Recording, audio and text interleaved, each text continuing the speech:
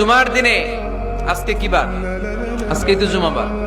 এই জুমার দিনে আল্লাহর হাবিব বলেন একটা সময় আছে, ওই সময় বান্দা যাই চায় আল্লাহ তাই দেয়। ওই সময়টা কখন? এই নিয়ে মুহাদ্দিসিন একরামদের মধ্যে ইখতিলাফ। সবচেয়ে গ্রহণযোগ্য মত হচ্ছে আসরের পর থেকে শুরু করে সূর্য ডোবার আগ পর্যন্ত ওই মুহূর্তে দোয়া করবেন। এই সময়গুলো নোট করে রাখবেন, এই সময় চাইলেই আল্লাহ দিয়ে দেয়।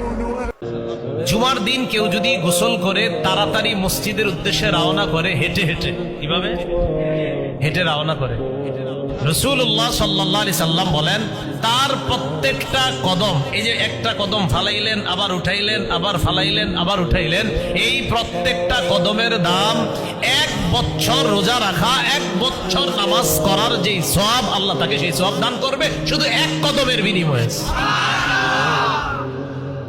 অথচ জুমার দিনটা এত ইম্পর্টেন্ট, এই দিনে দোয়া কবুল হয়।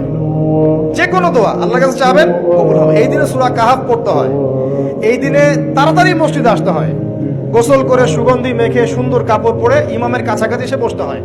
তাহলে প্রত্যেক কদমে 1 বছরের রোজা, 1 বছরের তাহাজ্জুদের নেকি হয়। যে ব্যক্তি প্রত্যেক শুক্রবারে জুম্মার দিন সূরা কাহাফ একবার পড়বে, আল্লাহ তাআলা তাকে 3টা ফজিলত মর্যাদা দান করবে।